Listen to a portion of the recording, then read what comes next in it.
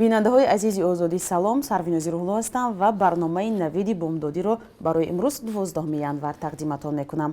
Соат дар душанбе 11. имрӯз дар барнома 16 шаҳрванди Тоҷикистон ки аз Молдова баргаштанд дар куҷоянд. Узбекистон муҳлати манъи парвозҳо бо 7 кишварро тамдид кард.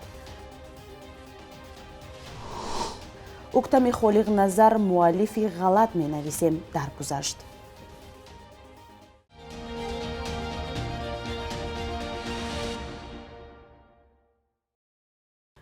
шонздаҳ шаҳрванди Тоҷикистонро ки субҳи 11 январ аз Молдова баргаштанд, маъмурони ҳифзи ҳуқуқ дар фурудгоҳи байналмилалии Душанбе бо худ бурданд. Як манбаъ гуфт, онҳо тавассути ҳавопаймо аз Истанбул омаданд. Мақомоти ҳифзи ҳуқуқи Тоҷикистон дар бораи ҳодиса изҳори бехабарӣ мекунанд. Ин дар ҳолест ки намояндагони вазорати корҳои дохилии Молдова рӯзи 11 январ ба Радиои Озодӣ гуфтанд, 16 шаҳрванди Тоҷикистон ба поймол кардани қоидаҳои будубош муттаҳам буданд ва пас аз додани ҷарима аз кишвар берун шуданд. Ҳоло маълум нест онҳо дар куҷо ҳастанд, чун ба иттилои манобеи Радиои Озодӣ зоҳиран ин афродро дар фурудгоҳи байналмилалии Душанбе намояндагони ҳифзи қонун интизор буданд ва бо худ бурданд. Ба иттилои онҳо мақомот мусофиронеро ки аз Молдова омаданд як ном гирифтанд.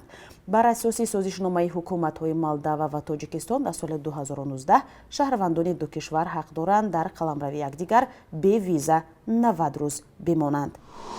Ҷамолиддин Абдуллозода, вазири тандурустии Тоҷикистон, гуфтааст, коронавирус дар кишвар майли коҳишёбӣ дорад.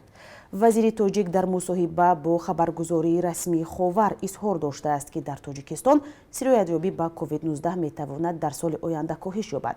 Ба бовари ӯ ин беморӣ дар Тоҷикистон то аввали тобистон шояд тамоман нест шавад. Абдуллозода омилҳоеро ном бурдааст, ки роҳи паҳншавии ин бемориро дар Тоҷикистон боздоштааст. Ба гуфтаи ӯ омили асосӣ дар пешгирӣ кардан аз авҷи ин беморӣ ин ба карантин фаро гирифтани шаҳрвандоне ки аз кишварҳои хориҷ ба кишвар ворид шуданд гуфта мешавад. Зимнан мақомоти беҳдоштии Тоҷикистон рӯзи 11 январ хабар доданд, ки дар шабона рӯзи охир ягон ҳолати сироятёбӣ ба COVID-19 дар кишвар ба қайд гирифта нашудааст, дар ҳоле ки тасдиқи дурустии изҳороти мақомот дар бораи чанд рӯзи қайд нашудани олудашавиҳои нав ба коронавирус имкон надорад. Вазорати беҳдошт иддао мекунад, ки шумори тестҳои мусбати гирифторӣ ба коронавирус дар рӯзҳои аввали соли 2021 назар ба моҳҳои гузашта рӯзона 10 баробар кам шудааст. Ба иттилои мақомот то 11 январ дар Тоҷикистон шумори олудашудаҳо ба коронавируси нав 13308 нафарро ташкил дода, 90 нафар бар асари ин беморӣ даргузаштанд. Ба таъкиди мақомот омори шифоёфтаҳо аз вирус ба беш аз 99% расидааст.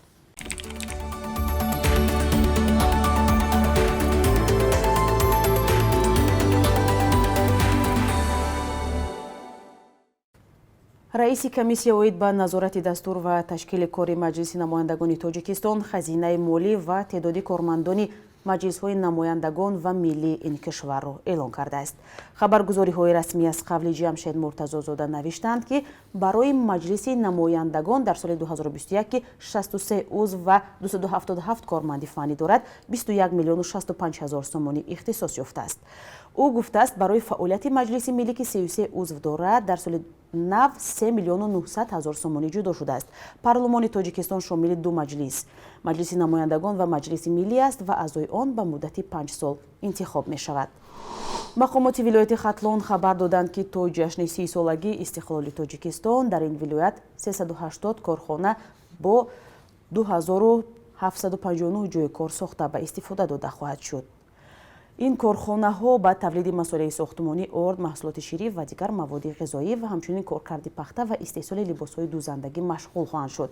Дар ҳоли ҳозир дар вилояти Хатлон 623 корхонаи саноатӣ фаъол аст, ки ба истеҳсоли маҳсулоти кишоварзӣ, бофандагӣ, истихроҷи маъданҳо ва масолеҳи сохтмонӣ машғул аст.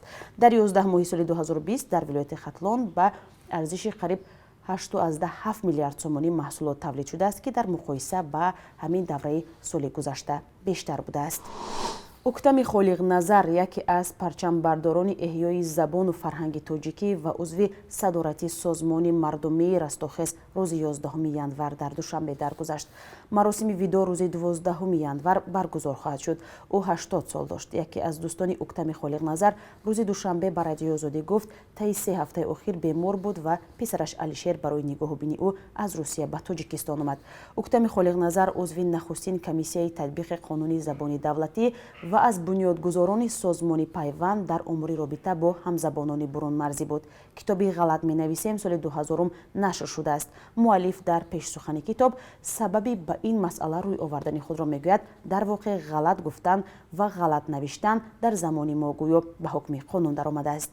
зимнан шоми дирӯз низ Қурбонали Абдуллоев овозхони шинохта ва ҳунарманди мардумии Тоҷикистон ки мегуфт ҳанӯз таронаҳои беҳтаринашро насурудааст дар синни 57 солагӣ дар душанбе даргузашт.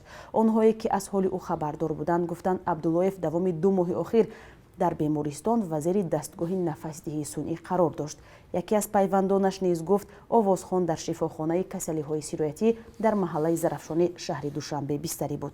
маросими дафнаш имрӯз 12 январ дар шаҳри Ваҳдат баргузор мешавад.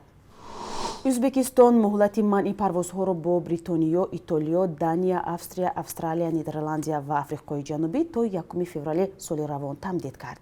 ин қарорро комиссияи махсуси ҷумҳуриявии мубориза зидди коронавируси Узбекистон бо назардошти вазъи эпидемиологии кишварҳои мазкур қабул кардааст.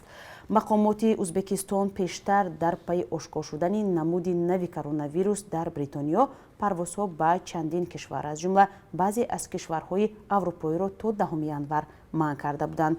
тибқи қарори комиссия вуруди шаҳрвандони кишварҳои мазкур ё шахсони бешаҳрвандие ки дар онҳо доимӣ ба сар мебаранд, ҳамчунин шаҳрвандони кишвари сеюм ки давоми 14 рӯзи охир аз он давлатҳо боздид карданд ба Узбекистон манъ аст.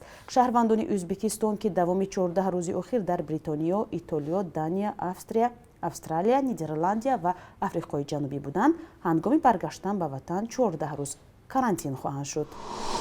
баъди мулоқоти сеҷонибаи сарвазири Арманистон Никол Пашинян, президенти Русия Владимир Путин ва президенти Озарбойҷон Илҳом Алиев дар шаҳри Москав изҳороти муштарак қабул карданд. се раҳбар ба созиш расиданд ки ҳамаи робитаҳои иқтисодӣ ва ровои нақлиётро байни Озарбойҷону Арманистон барқарор кунад. бино ба пешниҳоди Владимир Путин барои барқарории ин равобит гурӯҳи кории сеҷониба ташкил мешавад. гурӯҳи корӣ то 1 марти соли 2021 нақшаи барқарорсозии равои нақлиётро байни Озарбойҷону Арманистон бо назардошти таъмини бехатарӣ пешниҳод хоҳад кард.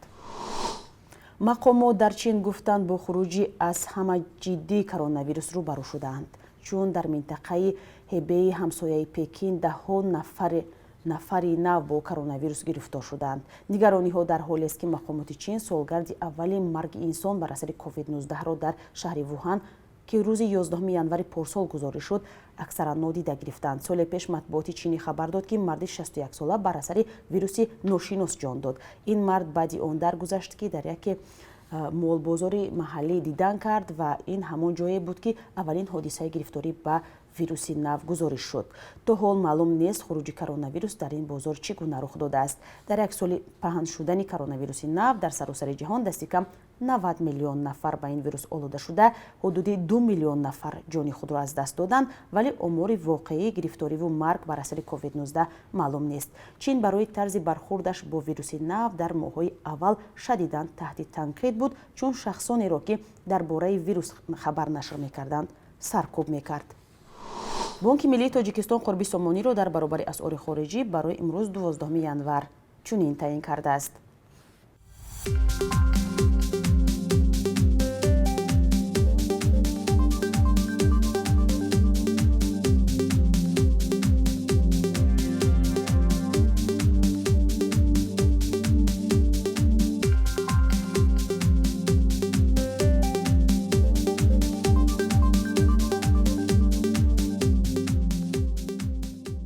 бинандаҳои азиз, хабарҳои Тоҷикистону ҷаҳон дар барномаи Навиди бомдодӣ тақдиматон шуд.